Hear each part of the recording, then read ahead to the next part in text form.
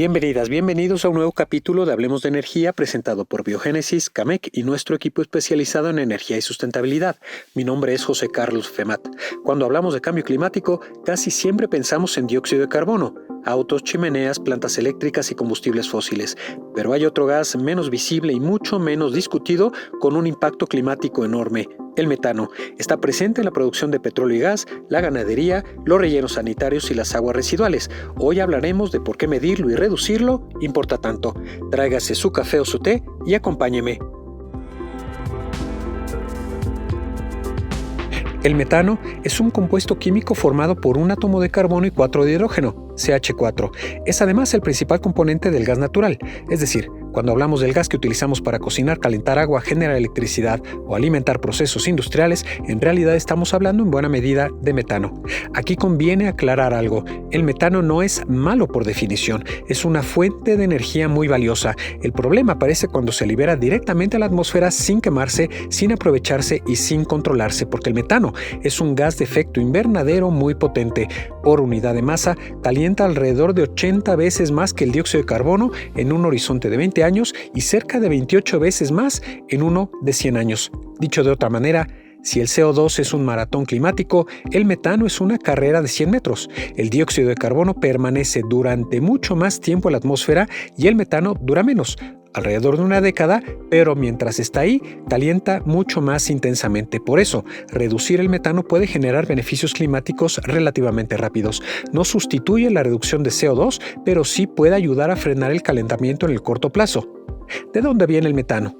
Hay 3 grandes fuentes humanas. La primera es el sector agropecuario, particularmente la ganadería. Los rumiantes como vacas y ovejas emiten metano durante su proceso digestivo. Y sí, es esa última parte de ese proceso en el que usted pensó.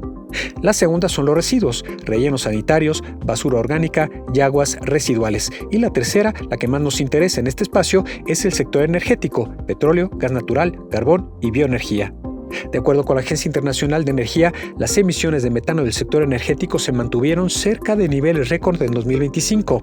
Y aquí está el tamaño del problema. El sector energético representa alrededor del 40% de las emisiones de metano causadas por actividades humanas. Sus fuentes incluyen pozos petroleros, instalaciones de producción, plantas de procesamiento, ductos, almacenamiento, minas de carbón, venteo, quema ineficiente y fugas en equipos. La Agencia Internacional de Energía estima que las emisiones de metano relacionadas con la energía rondan los 145 millones de toneladas anuales. Dentro de ese total, las operaciones petroleras representan cerca de 45 millones de toneladas, las de gas natural casi 35 millones y el carbón explica una parte muy importante del resto. Son cifras enormes, pero también revelan una oportunidad. Muchas de esas emisiones no son inevitables. A diferencia de otros desafíos climáticos que exigen transformaciones profundas, costosas y de largo plazo, una parte importante del metano puede reducirse con tecnologías ya disponibles. No hablamos de ciencia ficción, hablamos de cámaras infrarrojas, sensores, drones, monitoreo satelital, programas de detección y reparación de fugas, sustitución de equipos neumáticos, recuperación de vapores, mejor mantenimiento y aprovechamiento del gas asociado. El siguiente dato lo dejará boquiabierto. Alrededor del 70% de las emisiones de metano provenientes de combustibles fósiles, casi 85 millones de toneladas, podrían abatirse con tecnologías existentes. Más aún, más de 35 millones de toneladas podrían evitarse sin costo neto, porque el valor del gas capturado y vendido o utilizado sería mayor que el costo de las medidas necesarias para recuperarlo. Dicho en español simple y llano, cuando se fuga metano, no solo se contamina, también se pierde dinero. Cada molécula de metano que se escapa de un pozo, de una válvula, una brida o un ducto es un gas que ya implicó inversión, infraestructura, trabajo y riesgo operativo. Si se fuga, se desperdicia. Si se captura, puede venderse, utilizarse o reintegrarse al sistema. Por eso la reducción de metano une 2 grandes agendas que a veces se presentan como opuestas: la agenda climática y la agenda de eficiencia operativa. A ver, no se trata solamente de emitir menos, se trata de operar mejor. ¿Qué significa esto para México? Bueno, México es productor de petróleo y gas.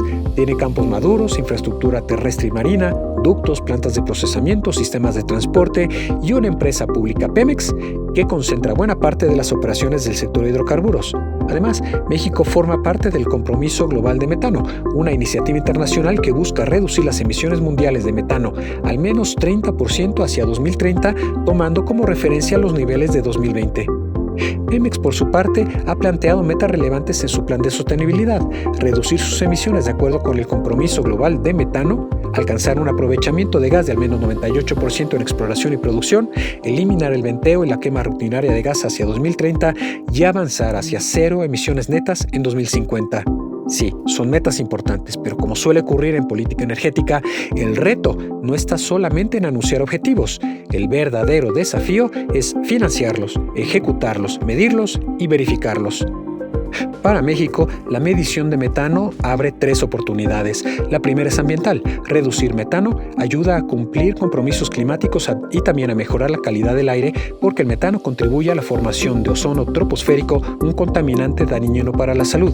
La segunda oportunidad es energética. En un país que importa una parte muy importante del gas natural que consume, desperdiciar gas propio no tiene sentido económico. Capturar metano, no resolverá por sí solo la dependencia energética, pero sí mejora el aprovechamiento de recursos nacionales. La tercera es financiera y comercial. Cada vez más inversionistas, bancos, organismos multilaterales y compradores internacionales observan la intensidad de emisiones. En el futuro, producir petróleo o gas no será evaluado solamente por volumen, reservas o costo, sino también por trazabilidad, emisiones y desempeño ambiental. Por eso el metano importa tanto, porque representa al mismo tiempo un problema climático urgente y una oportunidad práctica. No exige escoger entre energía y medio ambiente, más bien, obliga a hacer una pregunta mucho más sensata. ¿Por qué permitir que se fugue un recurso energético valioso si podemos capturarlo, aprovecharlo y reducir emisiones al mismo tiempo?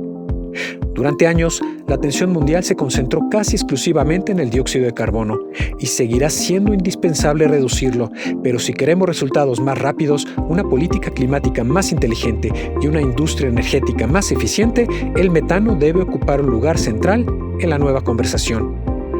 Porque en este caso, medir mejor puede significar contaminar menos. Detectar fugas puede significar recuperar valor, y combatir el metano puede ser una forma concreta de demostrar que la transición energética no es solamente dejar de hacer cosas, sino aprender a hacerlas mejor. Llegamos así al final de esta entrega de Hablemos de Energía, presentado por Biogénesis, Camec y nuestro equipo especializado en energía y sustentabilidad. Si le gustó este capítulo, compártalo con colegas y amigos. A mí me encuentra en X, antes Twitter, como @voz_energía. Siga este y capítulos anteriores de Hablemos de Energía en YouTube. Nos escuchamos la próxima semana.